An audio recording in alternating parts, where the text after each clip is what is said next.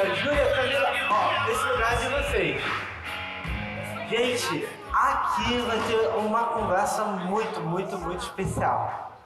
Sejam bem-vindos. Podem sentar, eu acho que eu vou ficar em pé, eu nem consigo. Vai ser lindo o que vai acontecer aqui agora.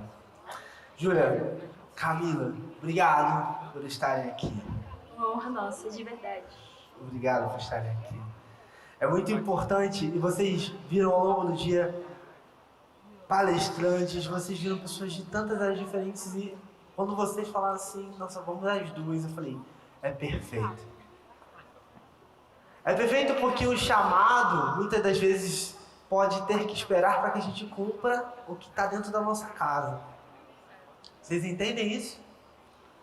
E você às vezes pode estar se cobrando assim, eu tenho isso, tenho aquilo, mas é lindo porque nós convivemos ali, eu via o cuidado de vocês com o Daniel, o cuidado com vocês, a família sempre unida, eu passava e vocês andando de bicicleta juntos, vai de bicicleta junto e vai pra academia junto, sempre unidos.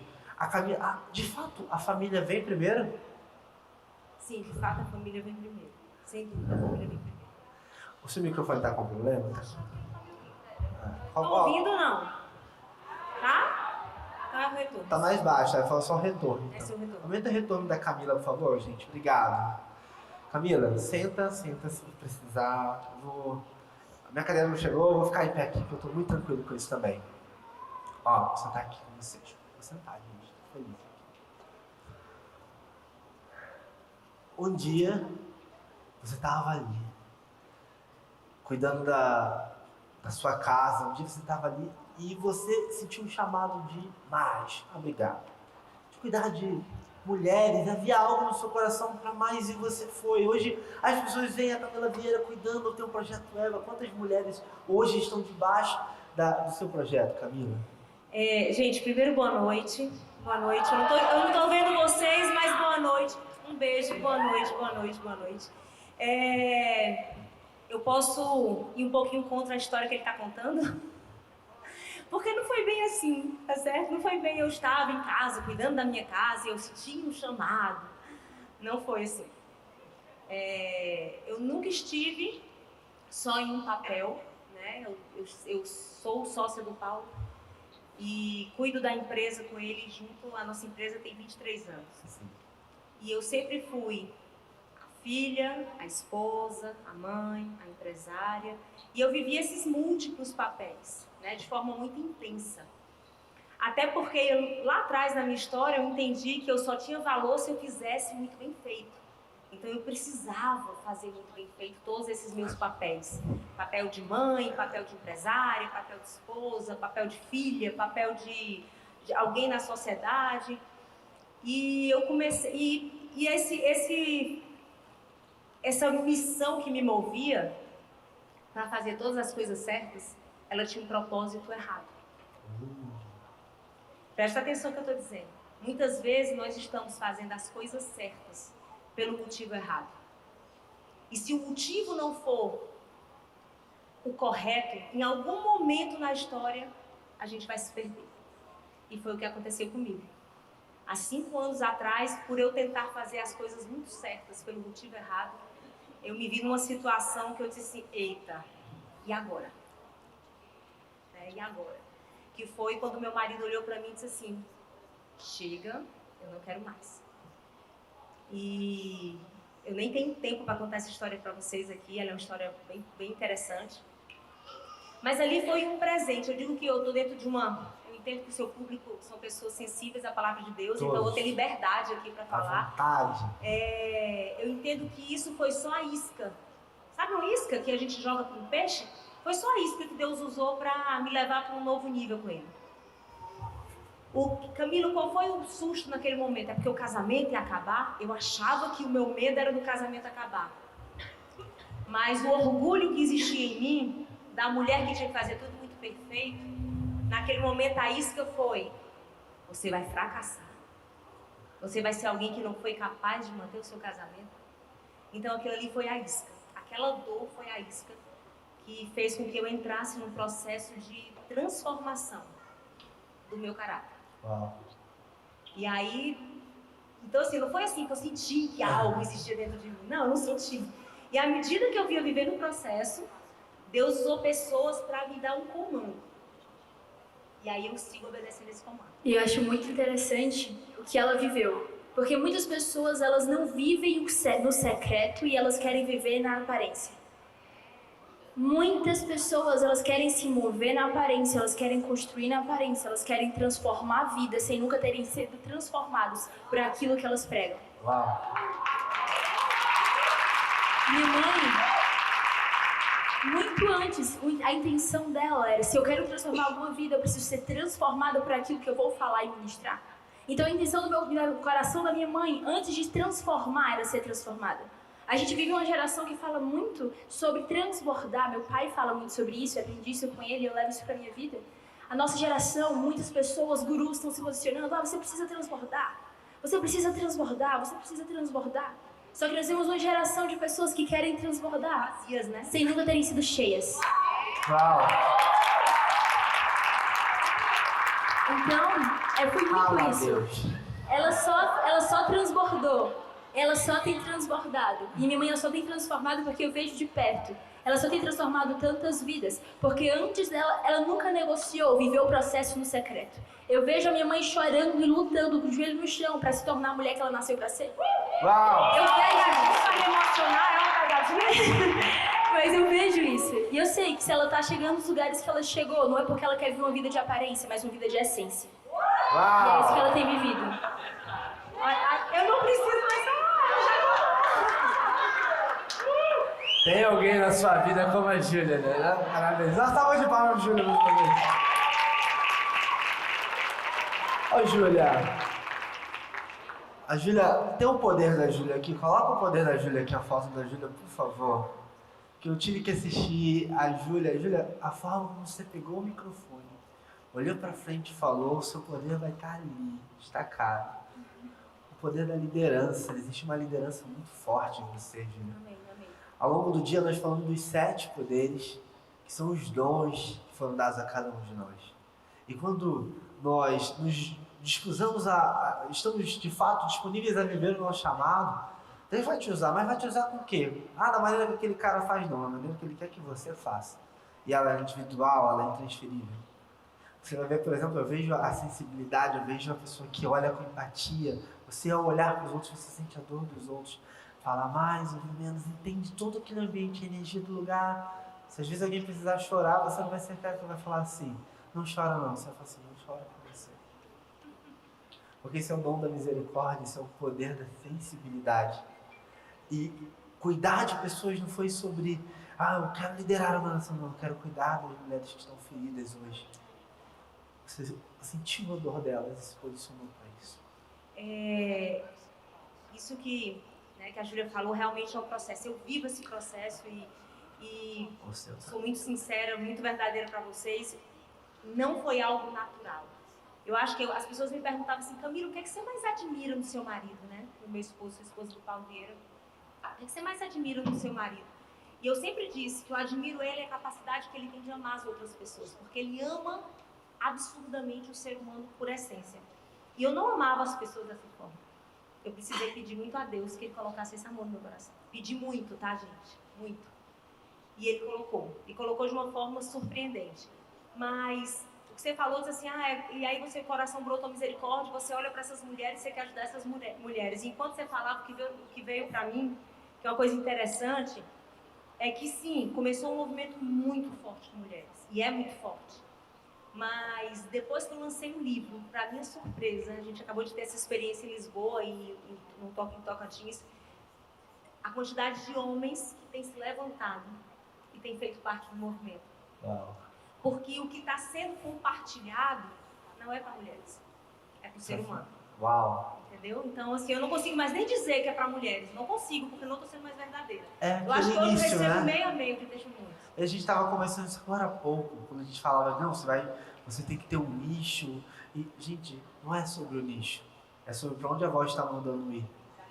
E naquele momento pode ter sido aquela voz, mas agora vai falar mais alto. Fala mais alto. Como você vai ver, por exemplo, eu sou apaixonado da Joyce Meyer, por exemplo. Eu sou apaixonado por aquela mulher. Eu leio, já li Faz todos parte os do meu livros, processo. eu já li todos os livros da Joyce, tudo que é plano, no Instagram, YouTube. Não é que mulheres nascem para mulheres, homens nascem para homens, nós nascemos para outras pessoas, né?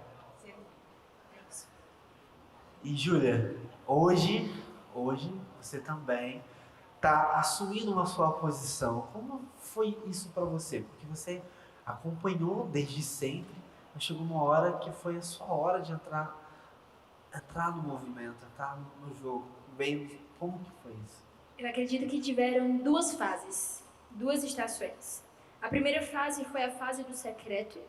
A segunda fase foi a fase da espera e ainda teve uma terceira fase. Foi a fase de ativar e viver o meu chamado. E foi dividido entre essas três esferas. Como eu disse, é impossível, a gente vive isso com uma cultura da nossa própria casa. Nós nunca vamos chegar em um lugar para falar sobre algo que nós não fomos tratados e transformados primeiro. Nunca.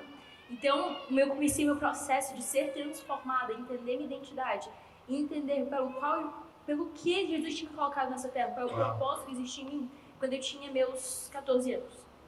Eu tinha 14 anos e eu entendi, eu tive a consciência que eu não estava sendo quem eu nasci para ser. Tudo começou assim. Filha, quem é pai de adolescente aqui? Entrando na adolescência, deixa eu contar um testemunho para vocês interessante, tá?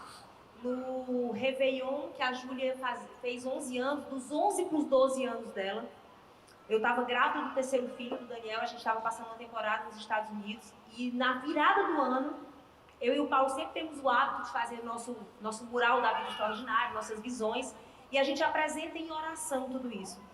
E naquela virada de ano, a gente conversou com Deus e disse, olha, a Júlia está numa fase que ou ela vai para o mundo, ou ela vai para Deus. Começando a se encantar pelas coisas dos 12 anos de idade, os hormônios, os paquerinhas, e o mundo vai apresentar alternativas, verdade? Verdade. Só que a nossa decisão naquele momento fez toda a diferença. E nós clamamos que o Senhor colocasse no coração dela uma fome e uma sede por Deus, para que ela entendesse muito cedo, ela não precisava passar pelo que eu passei. Para que ela não precisasse passar pelo tempo de vida errando ou acertando, machucando, ferindo ou sendo ferida, por não entender quem ela era de verdade, por ela não entender a essência dela. E foi fruto de uma oração. Então, pais, mães, orar por isso também faz parte, tá certo? E como o Senhor ouviu essa oração. Então, eu queria que antes dela contar o testemunho dela, eu queria que vocês soubessem que existiu uma ação intencional minha e do Paulo, tá bom? Uau! Pai de 3, o dia será um adolescente, está guardado aqui, ó. Mas, então tudo começou quando eu olhei pra mim, com consciência, quando minha mãe fala com coragem, com humildade, com muita verdade. Eu percebi que eu não estava sendo quem Deus tinha me criado para ser. Eu não estava sendo quem eu nasci para ser. E eu percebi que existiam coisas em mim que precisavam ser tratadas. E eu comecei esse processo. Um processo de... Eu vou contar a história do ovo. Imagina, todo mundo olha aqui. Imagina que... Não. Imagina que tem um ovo na minha mão. E esse ovo representa a minha e a sua vida. Que representa quem eu e você somos.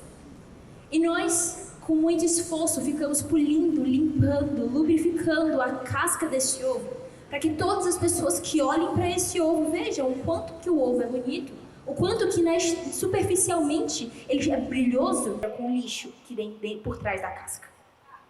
Então tem muitas pessoas vivendo uma vida de superficialidade, se esforçando muito para lixar, para limpar, para polir o exterior, para que ninguém consiga acessar e tocar e ver a quantidade de lixo que existe por trás daquela casca.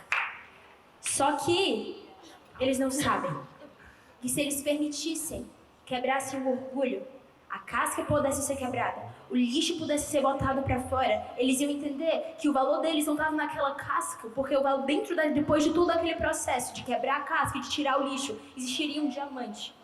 Uau! Mas muitas pessoas,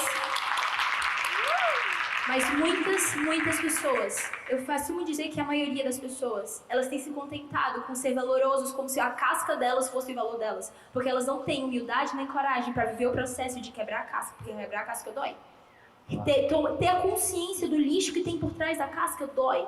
Entender que você não é perfeito como as pessoas olham para você, porque você está tentando manter uma imagem de quem você não é. Mas se você não passar por esse processo, você nunca vai poder entender que diamante existe dentro de você. Uau! E foi Uau! Filha, e a gente tem um nome para esse processo de a casca, a sujeira e o diamante, que é a mentira. Né? Assim, é ruim, é difícil, as pessoas não gostam de falar de mentira. Eu vou até contar uma coisa interessante aqui para vocês. Sempre tem o que eu coloco nas minhas redes sociais é o que eu estou vivendo. Então, assim, se nessa semana eu estou pensando sobre orgulho, eu falo de orgulho. Se eu estou pensando sobre mentira, eu falo de mentira. Então, se eu estou pensando sobre... minha semana está extremamente intensa sobre produtividade dentro da minha empresa e tal, eu falo. E realmente é o que eu vivo. Eu acho que é por isso que engaja, porque é verdade. Né? E olha que coisa interessante. O que é a casca do ovo? Nada mais é que a armadura, as máscaras que a gente usa ao longo da vida inteira. Para não mostrar para o outro que nós achamos que somos ou que não somos, né? Tem medo que as pessoas vejam sua... Não pode, eu não posso mostrar. Porque se eu mostrar, eu nem vou ser aceito, nem vou ser importante para ninguém, nem vou ser amado nem admirado. Essa é a necessidade básica de qualquer ser humano. Todo ser humano, para ser feliz, ele precisa se sentir pertencente a um grupo, ele precisa se sentir importante e precisa se sentir amado. Então, a casca do ovo é uma barreira, é uma estrutura que a gente cria ao longo da vida para nos proteger de qualquer tipo de rejeição. Só que ela cria um ser humano de mentira. Fala assim comigo, mentira. Mentira. Ela cria uma estrutura de mentira. E a gente na Febracis fala que mentira é um grito desesperado para convencer os outros e até nós mesmos de quem nós não acreditamos que somos. Né? Então, assim, quando a mentira fizer parte da nossa vida, você não chega no diamante, não chega em real identidade, não chega no propósito, porque a mentira, ela destrói. E foi isso. Eu só tava lembrando que tava um flip chart aqui e a gente tava brincando, era o tempo todo sobre ir pra dentro, vocês não viram o que aconteceu antes e faz, tá falando a mesma coisa. E foi exatamente esse o processo. Eu me despedi de toda a mentira. Júlia, você era muito nova, mas eu acredito que não existe Espírito Santo mirim. O Espírito Santo, ele toca na criança, ele toca no jovem, ele toca no adulto. E eu tinha 14 anos. Palma pro Espírito Santo mirim, tá linda. Eu tinha 14 anos e é o Espírito Santo que convence. Então eu literalmente, era como se todas as vendas que existiam no meu olho, todas as mentiras que eu contei pra mim mesmo sobre quem eu achava ser, caíram e eu tomei a consciência de que eu não estava sendo o que eu nasci pra ser. E eu vi o processo pra tratar a identidade que eu estava vivendo, encontrar minha real identidade e começar a viver de acordo com ela. E foi exatamente no dia que eu comecei a viver, que eu comecei, eu entendi minha real identidade, eu comecei a viver de acordo com ela. Uau. Que eu entendi meu propósito. Eu tive um encontro absurdo com Jesus naquele dia. Que eu entendi, comecei a viver como eu nasci pra viver. Eu tive um encontro e entendi porque eu estava aqui na Terra. Foi mais ou menos isso. Tinha 14 anos. E depois do processo, quando meu pai ele sempre fala, quando você vive sua real identidade, o propósito ele te encontra e ele te puxa. Eu nunca escolhi, eu não sei quem conhece, mas a gente tem um curso, Método CIS, um curso incrível, que eu já fiz não sei quantas milhões de vezes. Desde os 11 anos ela faz. Desde meus 11 anos. E eu nunca na minha vida, sempre falava assim, um dia você vai estar subindo naquele palco. Chama para uma atitude. Se você não tivesse posicionado, olha hoje, quantas pessoas estão sendo impactadas. Eu quero agradecer não só a vocês dois, mas a sua família.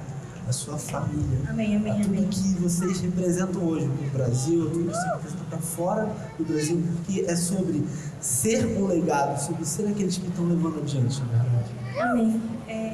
Eu sei que nosso tempo já deve estar acabando, mas eu nem ia falar isso. Na verdade, eu só falo isso em alguns momentos onde eu tenho muito tempo para comunicar toda a narração. Mas você diz assim, todos os homens da Bíblia que realizaram grandes coisas, eles receberam um chamado, claro, uma ordem, né? Uma ordem. E eu recebi essa ordem. Isso faz parte do meu testemunho. Eu estava num lugar onde tinha aproximadamente 2.500 pessoas. Eu estava sentada como se fosse do lado direito do altar, era uma igreja, era um evento de mulheres, eu não sei se vocês conhecem, o Modeladas da Comunidade das Nações, é um evento muito forte de mulheres, e eu estava sentada, isso tinha mais ou menos uns 8 meses que eu estava nesse processo de tentar entender o que estava acontecendo, né, com a minha vida, de olhar para a minha história e encontrar uma nova caminho, me aproximar do plano original de Deus para a minha vida, que não era aquela mulher super produtiva, super competente, super trabalhadora, cheia de bons resultados, mas com motivo errado. E uma pessoa atravessou a igreja inteira, chegou na frente tinham 5 pessoas comigo, 4 pessoas ouviram esse chamado. E ela olhou para mim, meteu o dedo na minha cara e disse assim: o Senhor manda eu te dizer, te humilhas, te humilhas, te humilhas. Alinha as tuas emoções e depois abre a tua boca. Eu te fiz como coluna, mas antes, te humilhas, te humilhas, te humilhas. Vocês não têm noção como isso ecoa na minha mente, no meu coração até hoje. Porque se fosse simples, bastava ter sido um te humilhas, né? Mas ó, te humilhas. Não foi te humilhas, alinha tuas emoções e abre tua boca porque eu te fiz como coluna. Não, te humilhas. Depois tu te humilhas de novo. Depois tu continua te humilhando. Porque só assim eu vou poder usar o que eu te fiz para ser. Mas você se mantém nesse processo. E o que é o se humilhar? É quebrar o orgulho. É realmente tirar todas as mentiras que existiam sobre mim. E quando eu penso que acabou, amigo, aí vem a voz de novo e eu lembro que eu tenho que continuar me humilhando, né? Então assim, sim, existe um chamado. Existe um chamado. E cada um tem que ouvir o seu. Agradecer mais uma vez. Eu fiquei até desconcertado aqui. Júlia, Camila, obrigado. Deus abençoe a vida de vocês. Júlia, parabéns, viu? Quem gostou? Palmas!